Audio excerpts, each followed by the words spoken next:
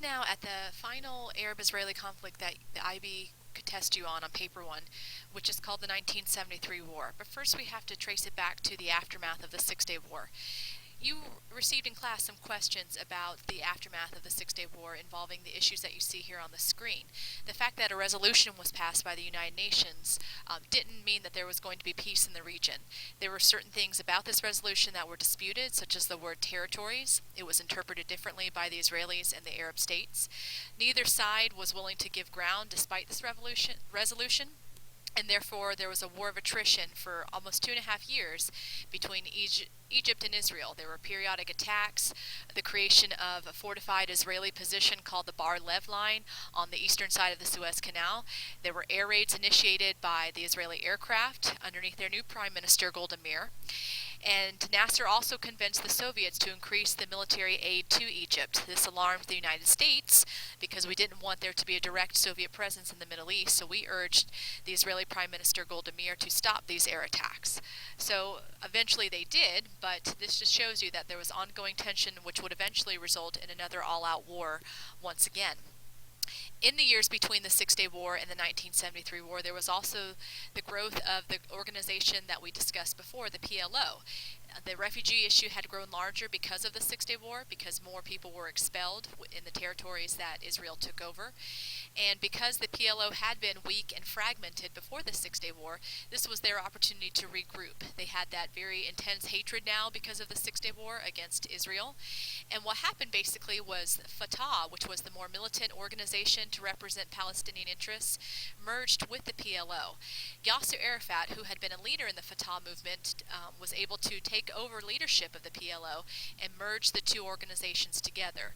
So the PLO became a much more unified political and military organization and took a much more extremist, radical approach towards Israel and what they wanted to do to regain the land that they felt the Palestinians deserved. The PLO charter itself was revised in 1968 and basically mentioned that there would be an ongoing armed struggle against the Israelis. So that just kind of predicted that the nature of this organization would become much more radical and extreme in the years to come. The PLO, because of the fact that they were not a country in and of themselves, they were an organization representing a group of people, they looked to other Arab nations for bases of support that they could operate from. Within the country of Jordan, there was some definite outbreaks of violence between PLO members versus the government of Jordan.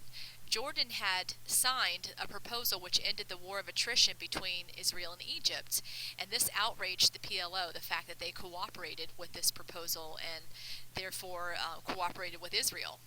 The PLO decided that the best way to resolve what they felt was an injustice in the Jordanian government was to overthrow King Hussein. They tried to engage in 2 assassination attempts on Hussein, and then there was, in September of 1970, the hijacking of 4 aircraft in the country of Jordan by a PLO-affiliated group. This hijacking then led to an all-out attack between PLO and Syrian forces that were supporting the PLO and the Jordanian forces. The PLO were finally defeated, and about 3,000 Palestinians were killed with another 11,000 wounded. After this defeat, there were more radical factions of the PLO that emerged. One took on the name Black September, which was the same name given to this attack that took place between the PLO and Jordanian forces. This radical faction of the PLO led a massacre that took place at the 1972 Olympics, where Israeli athletes were kidnapped and held hostage by terrorists of the Black September organization, which was part of the PLO. These hostages, because of the way that the crisis was handled and the weaknesses of the German forces that were meant to try to take out the terrorists, resulted in the hostages being killed, and therefore the PLO organization itself was seen as becoming way too radical and extreme in their methods, and actually lost support as a result of this 1972 terrorist attempt at the Olympic Games. Now let's take a look at the actual causes of the 1973 war. So basically, from the previous slide, you saw that there were ongoing issues in between the 2 wars of 1967 and 1973. Certainly there was no real hope for peace. When Nasser died in 1970, His deputy, Anwar Sadat, became the new leader of Egypt. He pretty much had the same ideas as Nasser had had as far as retaking control of the Suez Canal and the Sinai Peninsula, but he had much different economic goals for Egypt. Because Egypt was in financial ruins from the Six-Day War and the War of Attrition that took place over that 2.5-year window after the Six-Year War, Sadat thought that by moving closer to the United States, this might be a way for Egypt to begin the road to economic recovery. This would not have been thought of by Nasser. He definitely did not want to reach out to the Americans, but Sadat was convinced that that was the only real hope for economic recovery for Egypt. So part of that would be having to negotiate with Israel. And Sadat thought that this could break the deadlock that existed ever since, going back to 1948, the First War, but certainly the deadlock that existed after the 1967 war. This was a very radically different approach than what Nasser would have thought of, but Israel did not believe Sadat's sincerity. You can look at page 149 of the Paper One book and look at a speech that Sadat made saying that he wanted to reach out to Israel and wanted to put Egypt on the road to recovery. But the Israelis rejected this proposal and refused to sign any type of peace agreement with the Egyptians at this point. So Sadat had to regroup and think of how to go about from this point on. He decided that breaking with the Soviet Union, which had been a strong ally of Egypt prior to this, would be a necessary move to go forward in the peace process. Even though Israel had just rejected Sadat's peace proposal, Sadat was thinking down the road they could still work towards peace and bring this economic recovery to Egypt. So in July of 1971, Sadat told the Soviet Union that they needed to remove all of their advisors and technicians within a week, and basically told the Egyptian military leaders that they could then have control over their own forces and that they wouldn't be under Soviet control. Sadat then tried to reach out to other Arab states to build bridges where he could then try to force the Israelis into a point where they would accept a peace agreement, which would obviously be biased towards the Arab states. He first met with President Assad of Syria, who was a new leader to the country, and this man lasted until the year 2000, and now his son is the leader of Syria. These two, Sadat and Assad, began privately preparing for a war with Israel. Even though Sadat had proposed a peace agreement and wanted to proceed with that process, Sadat was convinced that the only way Israel would agree would be by going to war, which sounds kind of ironic, but he hoped that a military defeat for Israel would help for Israel to see itself as not as strong as they thought they were, and force them into a peace negotiation process with the Arab states. Another reason Sadat wanted to take direct action against Israel was to regain those territories mentioned up here. But also, like Nasser, he wanted to have that regional prestige, that title of the leader of the Arab movement, like Nasser had had. President Assad of Syria also had some similar aims. He obviously wanted to regain what Israel had taken in the Six-Day War, which was the Golan Heights on the southern border of Syria, northern border of Israel. In 1973, there was a conference held in Cairo, Egypt, where some of these Arab states were able to resolve some quarrels and disputes between them and try to unify themselves. There was the quarrel that had existed back when we talked about the PLO versus Jordan and that attack that had been taken place that was known as Black September. That quarrel was then resolved at this conference in Cairo between Jordan and Syria. Syria had tried to help PLO in that attack, so they mended their differences here at this conference. And also there was a tripartite agreement formed between Egypt, Jordan, and Syria.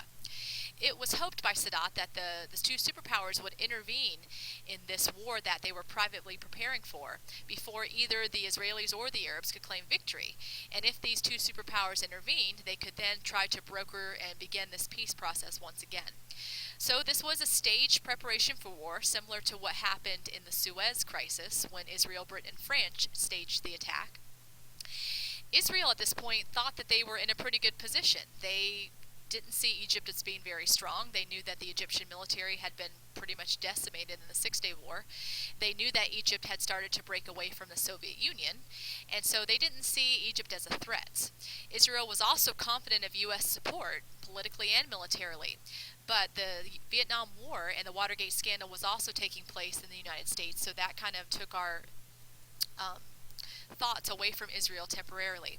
Israel also was certain that they would have international sympathy because of what took place at the Munich Olympic Games.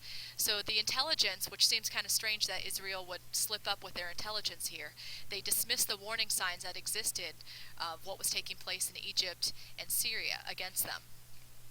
So finally, on October 6 of 1973, Egypt and Syria launched an operation, a simultaneous attack in the Sinai Peninsula and the Golan Heights, where they were attacking the Israeli forces. This was the holiday of Yom Kippur, which is one of the major Jewish holidays, and they were hoping that the Jewish forces would be at the synagogue instead of in position, and they knew that some of the communications would be disrupted. But despite this, there was still quick mobilization on the part of the Israelis. And that kind of came back to the fact that the Israeli forces were in a constant state of preparedness, and they had reserves that they could call up quickly if necessary. The Egyptian and Syrian forces had been well supplied with Soviet weapons prior to Egypt breaking its direct cooperation with the Soviet Union. The Soviets had supplied surface-to-air missiles and handheld anti-tank missiles, which were used to help inflict heavy losses on the Israelis with their aircraft and tanks. After the first week of fighting, the Arab states had succeeded and forced Israel to retreat from some of their military positions, which is when Israel appealed to the United States for help. At that point, the Soviets sent in reinforcement shipments of supplies to Egypt, even though Egypt had expelled them from their country, and therefore the U.S. agreed to airlift supplies to Israel. So this was becoming a superpower conflict within the Cold War context, along with a regional conflict. Israel then counterattacked against Syria and were able to push back the Syrian army and close in on the capital of Damascus. They had success down in the Sinai as well and drove back the Egyptian forces. So they were able to regroup even though they had sustained some initial losses.